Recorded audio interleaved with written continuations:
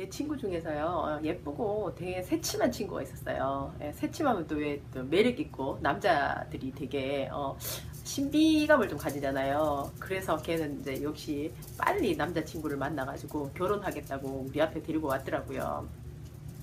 저는 이제 기분이 별로 안 좋았어요. 예, 같이 막 재밌게 놀고 막 그럴 계획도 많은데 애가 막 결혼하겠다고 벌써 그냥 남자친구를 데리고 와가지고 지금 전 잘 기억이 안 나는데 제가 그렇게 그 처음 데리고 왔을 때 막 따다다다다 질문을 많이 했대요. 내 친구를 어떻게 할 거냐 뭐 이런. 저는 정말로 잘 모르겠어요. 그렇게 근데 그 남자친구가 그때 그랬대요. 아주 까칠하다. 그래가지고 이제 둘이 사랑에 빠진 거예요. 근데 이제 내 친구가 난 너무 아깝죠. 쟤참 모든 면에서 너무 멋진데 남자친구는 뭐 그렇게 뭐 보통으로 보이는 거예요, 제 눈에는. 근데 내 친구가 볼 때는 그 남자친구가 너무 이제 멋진가 봐요. 그래서 자랑을 막 하더라고요. 같은 회사에서 이제 만났어요. 근데 내 친구가 영어 발음이 되게 좋아요. 그래갖고 미국인 회사에 이제 아주 쉽게 들어갔는데 그 회사가 굉장히 규모가 커가지고 그러니까 미국 회사인데 우리 한국에 있는 직원들을 다 이렇게 뽑아가지고 쓰는 거예요. 최고 매니저급은 전부 다 외국 사람들이고. 그래갖고 그 이제 보이프렌드는 이제 영구직이었어요. 그러니까 회사 안에서는 스마트한 남자 친구와 남자 직원과 그렇게 인기가 많았던 거죠. 스마트하고 하니까 뭐 그럼 그냥 뭐 그렇게 좀 괜찮은 편이거든요. 그래도 그래갖고 이제 내 친구는 또 이제 얼마나 이렇게 미혼 남자들이 데이트 하고 싶었겠어요. 그랬는데 둘이가 이제 딱 만난 거예요. 그러니까 완전 선남선녀가 만난 거죠. 그래서 이제 걔는 행복한 거죠. 그래서 뭐 기왕 저래 된 거 뭐 잘 되면 좋잖아요. 그랬는데 처음에는 뭐 순조롭게 괜찮았어요. 근데 회사가 미국 회사니까 우리나라 회사보다 뭐 대우도 좋고 좀 더 안전하다 이런 분위기가 있어 괜찮았는데 이제 자꾸만 우리나라 임금비가 올라가고 뭐 저기 다른 나라가 훨씬 더 임금비가 싸면서 미국 회사들이 막 철수를 하게 된 거예요. 근데 얘는 이때 이미 애를 둘이를 놓고 살고 있었던 거죠. 그러니까 가정이 이렇게 애들이 이제 한참 조그마할 때는 같이 돌볼 수 있었는데 이 미국 이 회사가 대기업에 합병이 돼버렸어요. 그래가지고 이제 외국으로 나가서 살 수밖에 없는 입장이 됐는데요. 애들하고 다 같이 나갈 수가 없어갖고 이제 남편 혼자 나가서 그러니까 기러기 아빠가 되고 그러니까 결국 가족이 그렇게 분산돼가 살게 된 거죠. 근데 이제 한번 그렇게 되니까 쉽지가 않은 거예요. 거기서 이제 다시 들어와도 또 이제 수도권에 있는 어떤 회사에 이제 연구직으로 또 들어간 거예요. 그러니까 애들이 한참 이제 그러니까 의식이 깨어 있을 때, 그러니까는 무의식 중에는 같이 지냈는데 아주 그냥 새침하고 뭔가 이렇게 아버지와의 대화 이런 게 필요할 때 가족들과의 따뜻한 어떤 그런 놀이 같은 거 이런 거 다른 집은 다 하는데 못 하는 거죠. 그러니까 얘가 이제 그렇지 뭐 어쩌겠어요. 우리나라 사람들이 다 그렇게 많이 사니까 그냥 그렇게 살아wan 거예요. 근데 너무 오래 떨어져 있다 보면은 이게 이제 친밀감이 떨어지는 거예요. 한 번씩 아빠가 와도 아빠한테 어떤 따뜻함을 잘 못 느끼는 거죠. 서먹서먹. 그렇게 하고 내 친구도 마찬가지였겠죠. 그 서로가 뭐가 이렇게 이제 처음에 그 찬란한 만남과 달리 이렇게 이 시간이 지나면서 점점점 소원한 관계가 되는 거예요. 가족임에도 불구하고. 그러니까 이제 서로가 이제 이렇게 해서는 더 이상 삶이 행복할 수가 없겠다. 그러면 어떻게 해야 되냐. 애들은 잘하고 돈은 많이 들어간다. 많이 들어가잖아요. 특히 우리나라 애들 키우려면은. 끝없이 들어가는 거 아니에요. 잘해보려면은. 그러니까 그러면은 지금 처음에 선택했던 선망의 직업이었지만 그때는.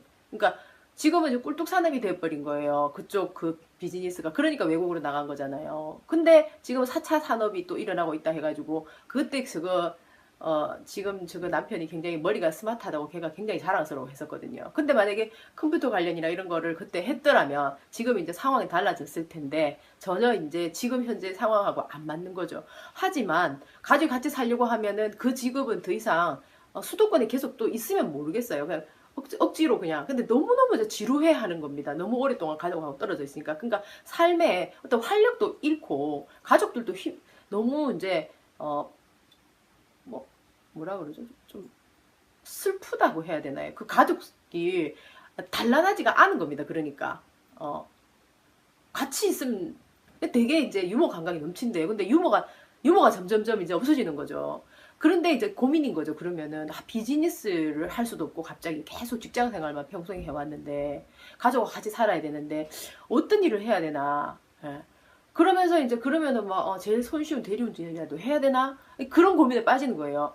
근데 이제 애들 입장에서 그렇고 우리 친구 입장에서 그렇고 진짜 스마트한 잘 나가는 전도 유망한 남편을 만났는데 이 시대하고 안 맞아가지고 세상에 자기가 정말 전혀 그냥 한 번도 생각해 본 적 없는 그런 직업을 가져야 되나?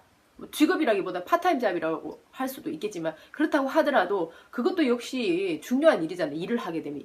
그죠? 왜냐면은 그 시간은 밤에 일을 해야 되기 때문에 대부분 시간을 밤에 다 보내고 나면은 낮에는 피곤해가지고 자기가 생각하는 새로운 어떤 창조적인 어떤 그런데 마인드를 가지기가 쏟기가 힘들죠.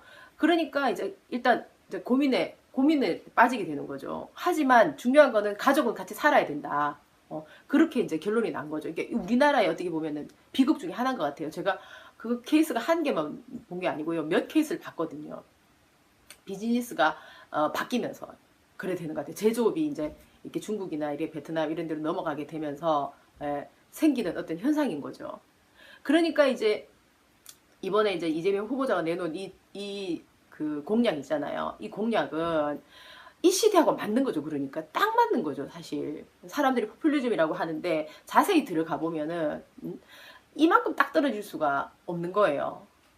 그리고 육아 정책도 그렇죠. 만약에 예를 들어서 얘들이 아직까지 이제 그 청년수당, 육아수당 이런 거를 이렇게 받을 수 있는 어떤 그런 나이잖아요. 그러면은 130만, 260만 원을 일단 뭐 애들이 뭐 이렇게 공책도 사고 하여튼 필요한 것들을 살 거 아니에요. 그러면은 엄마나 아빠 입장에서는 조금 마음이 조금 수월하겠죠. 일단 그래도 그죠. 그런 거라도 정부에서 보살펴 주니까 교복도 주고.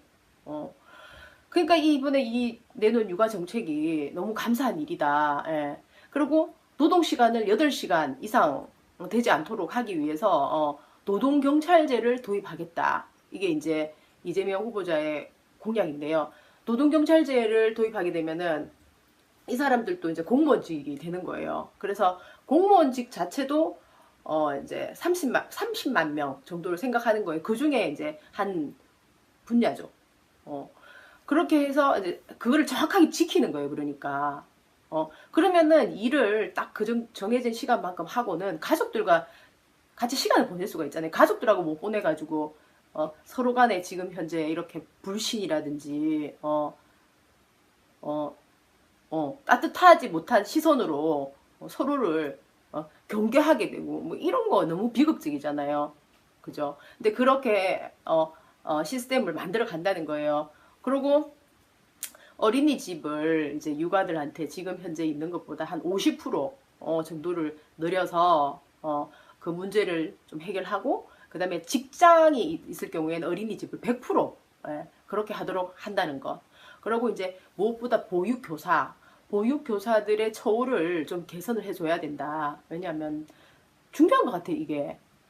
보육교사 돈이 너무 작으면은 자기 생활에 쪼달리면은 애들을 따뜻하게 보살피기가 심리적으로 힘들겠죠. 기본적인 것은 해결해 줘야 되는 거죠. 어느 정도 자긍심을 느끼고 그러고 좀 그러니까 심리적인 어떤 부담감 없이 그 직업에 충실할 수 있도록 이것도 아주 그냥 좋은 그런 정책이라고 생각이 들어요. 그래서 이제 성남 같은 경우에 지금 현재로 아주 아이 키우기 좋은 성남 이렇게 해서 이제 유명하다고 하는데요. 이거를 이제 확대해서 이번에 이제 대통령이 되시면은 아이 키우기 좋은 대한민국을 만들겠다 이렇게 이제 하시는 거죠.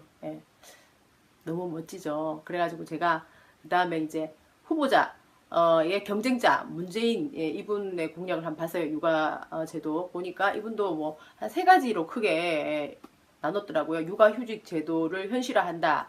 그 다음에 국공립 어린이집을 확충한다. 근데 이제 한 30%로 확충하겠다. 현재보다 이렇게 하셨어요. 그러니까 이재명 후보자가 50% 하겠다 했는데 이분이 30% 하겠다 했으니까 우리 후보자님보다 조금 작게 하겠다. 이제 요렇게 계산이 나오네요. 그리고 남성 육아 휴직 제도를 만들겠다. 이렇게 말했어요. 그래가지고 페미니스트 대통령이 되겠다. 이렇게 말한 겁니다. 이게 언제 했냐면은 2017년 2월 16일 날 말했어요. 그러면서 우리나라는 인구 절벽입니다. 2032년부터 총 인구가 줄어든다고 합니다. 이렇게 말한 거예요. 줄어든다고 합니다. 줄어듭니다. 뭐 이렇게 말할 수는 없죠. 미래형이니까. 하지만 이제 이 말 속에서 또 누군가가 또 써준 걸 이분이 그냥 그대로 외워서 말하는구나. 이제 1930 1900이 아니라 2032년 요거 좀 외워주신다고 조금 헷갈릴 뻔 했겠죠. 아, 이거 너무 심했나요? 하여튼 외우다 보면 실수할 수도 있으니까요. 저도 그러니까. 그 다음에 이제 안희정 이분은 뭐가 있나 봤더니 이제 이분은 이제 2017년도 아무것도 없어요. 그러고 2016년도에 공부하고 있는 중이다. 뭐에 대해서? 여성주의에 대해서. 이러면서 이제 공부 결과 이분은 남성 페미니스트가 되겠다. 이렇게 말했답니다. 남성 페미니스트. 2016년 작년이죠. 그런데 2017년도 노무현이 아니라 문재인 이분께서 말한 거 있잖아요. 페미니스트 대통령이 되겠다 이랬대요. 페미니스트라는 말이 너무 멋져 보였는지 또 안희정 지사가 한 말을 또 갖다 썼나 이제 하도 따라를 잘하니까 또 이제 그러지 않았나 이제 또 추측을 아주 합리적인 추측을 해보게 되네요. 그리고 이분들이 하여튼 세 분들이 이제 지금 요번에 채널 A에 나가서 아마 청년들과의 그 포럼, 청년들과의 대선 주자에게 길을 묻는다 하는데 나가게 될 것 같아요. 이재명 시장님이 이제 첫 번째로 테이블 끊으셨더라고요. 아시죠? 완전 짱이에요. 한번 시간 나시면 한번 보셨으면 좋겠어요. 이제 앞으로 두 분이 기대되는데 채널 A가 왠지 모르게 좀 앞서가지 않는가 그런 생각 좀 들었어요. 요거 보고는. 앞에 지금 바깥에 비가 촉촉하게 내려요. 그래서 오늘은 좀 얌전하게 얘기하려고 했는데 역시나 얘기하다 보면 흥분하게 되는 것 같아요. 다 함께 힘을 모아서 계속해서 파이팅! 바이!